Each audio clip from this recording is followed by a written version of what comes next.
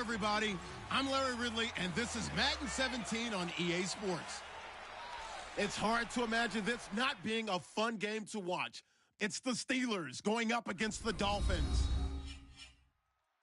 With that, let's head on down to Miami, where we'll hand it over to the two men calling our game. That's Brandon Godden and Charles Davis.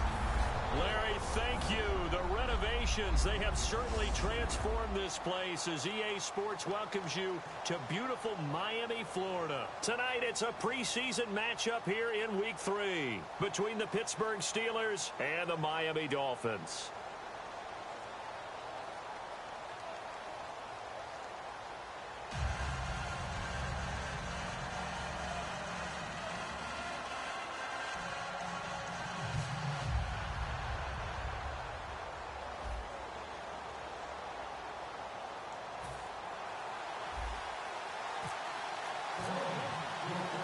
The kicking team out for Miami as they will send this one away. And this will be a touchback as that sails over the end line. So here are the Steelers now to take over for the first time. And a look here at their signal caller, the fifth-year quarterback.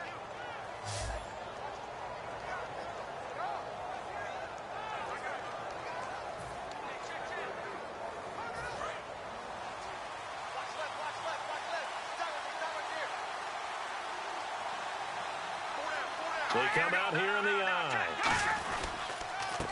And they'll go on the ground. And he was able to shed the tackle, but the reserves come in for the stop. Give him a couple on the carry there, 2nd and 8.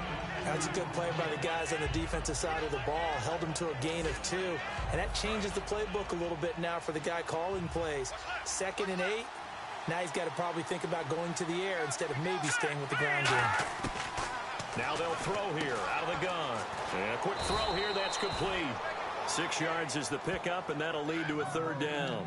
I know many people like to throw to the tight end, maybe in a little flexed out position because he creates mismatches with his size. The slot receivers do the same thing with their quickness, their speed, and their route running savvy. The play action fake. They'll look to throw. Looking for his tight end on the corner. It's complete. And he finally goes down, but not before reaching the 21. Coaches really don't care from what position they get this, but run after the catch ability, rack ability, is often the difference between winning and losing and changing field position. And on the ground they go with a running back. And able to push his way forward here for a good little gain. 5 yards on the carry. Good pickup on 1st down. And here's the offense today that hopes to get off to a strong start.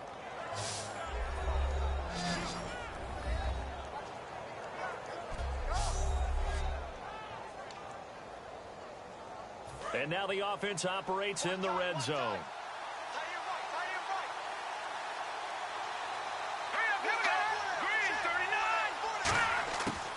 The gun. They'll look to throw. Toward the sideline, and he will have the 1st down as he was able to keep the feet in bounds. Holding offense. And that right there will set him back a bit on the offensive holding penalty. And you know who you want to pressure after a penalty like that? The guy who just committed the foul. You want to see if he's going to keep his head down, if he's going to get his head right back into the game. I'd send the blitz at him right away and see if he holds up. Firing quickly here, and that's complete. And he'll be brought down inside the 20 at the 19. It's a gain of 7, and all of a sudden here, it's 3rd down. When you decide to run a hitch route, it really helps to have a guy who can turn it loose. And, boy, he rifled one in there on that one. Not much run after catch, but it worked really well. And now inside the red zone, the offense will operate. On 3rd down, he'll drop to throw. And he is out of bounds, looks like right at the 15. Just a 5-yard pickup, and it leads to 4th down. Partner, I think that completion takes the definition of dink and dunk to a different level, doesn't it? It does, and the defense was right there, kind of played into their hands. So on 4th down, the Steelers call on the number of Chris Boswell for the field goal try.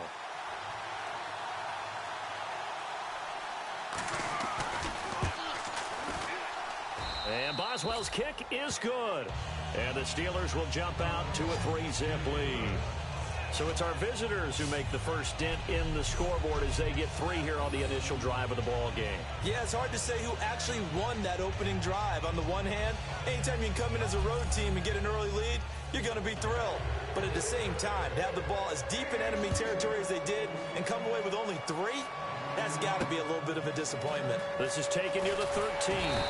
And a good return as he'll be stopped just shy of the 30-yard line. So here come the Dolphins now as they get set to take over on offense. And a glance here at their shifty mobile signal caller.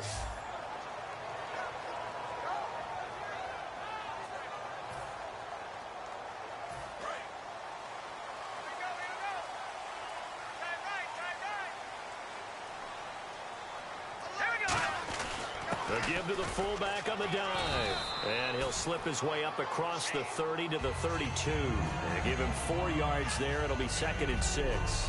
And a lot of the weight of this offense falls on the shoulders of the running back. That's because the offense knows if they give him any openings, any opportunities, he can turn it into a big play at any time. 2nd down following the run.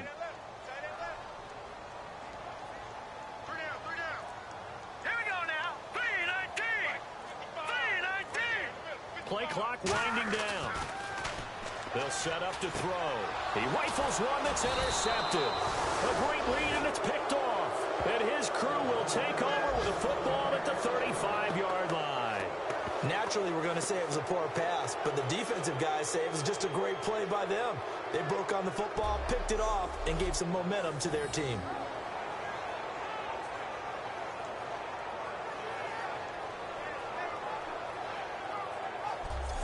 And now out come the Steelers. And they're not going to play this conservative, I don't think. They had a field goal last time, and they're up, but they're looking to put a drive in the end zone. Oh, I agree with you totally. No one goes out on the field and says, all right, let's just settle for 3, except in certain situations, trying to ice a game, that sort of deal. Most of the time, it's end zone, and that's what you're thinking, and I believe that's exactly what they're thinking as they begin this one. Yeah, no quarterback ever goes out there saying, hey, let's get 3, right? Not one that I've ever met. So they complete the pass, and now they face a 2nd down. An ex-teammate used to tell me all the time, I hate experienced quarterbacks because no matter what, you really can't hide what you're doing. And I think that right there, he knew right away where the blitz was coming from, where his primary guy was going to be, and he ended up going to a secondary target for a nice game. I was just going to ask you, that wasn't the primary target. He's so good at that, isn't he? I think he knew right away that he wasn't going to get to his primary guy. I think he read that as soon as he got to the line of scrimmage, knew where the pressure was going to come from, and said, I know how to beat that. And that's what he did. Quick hitter here. It's complete. 7 yards, the pickup on the pitch and catch. In so many ways, throwing the hitch route is actually one of the safer things an offense can do. Get the ball out to the receiver as fast as possible. Hope he's got man-to-man coverage.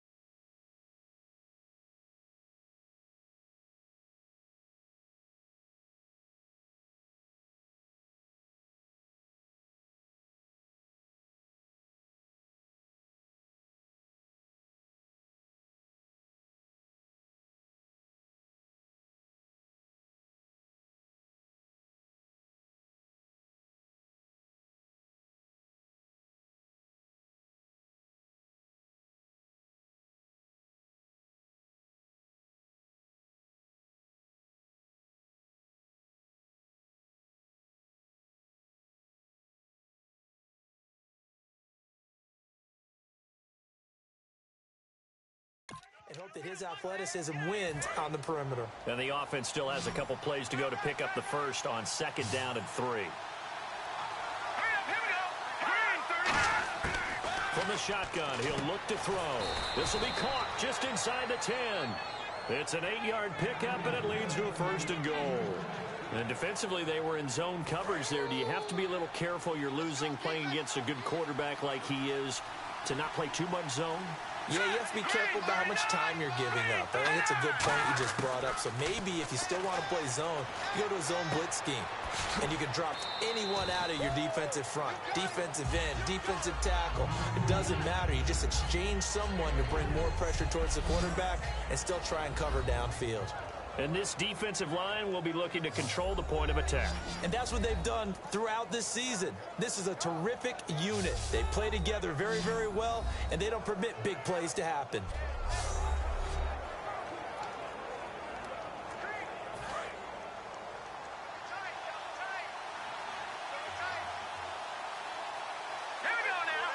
So they're on the 5-yard line here, 2nd down and goal. And he's going to get him about 3 yards closer. He's down to about the 2. This is kind of one of those in-between plays here, Charles, on 3rd and goal from the 2 or the 3 in that area. What do you dial up? Something quick hitting. You don't have the time for something that develops slowly. It's got to be right at them if you're going to run the football. And if you're going to throw it, something quick, get it out of your hands in a hurry. This defense hasn't let them in yet. They'll need to stiffen here. 3rd and goal from the 2.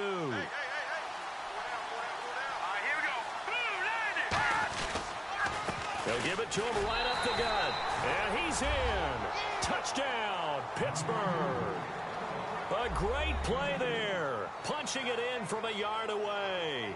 And the Steelers are going to add on to their lead. Well, they decided to run it in and got it done on 3rd and goal. A lot of times, that's a passing play. And the kicker just has to come out for the PAT. He can breathe a sigh of relief as well, right? Although I don't know if he's really breathing a sigh of relief. I think he likes to put 3 points on his ledger. Chris Boswell now for the extra point.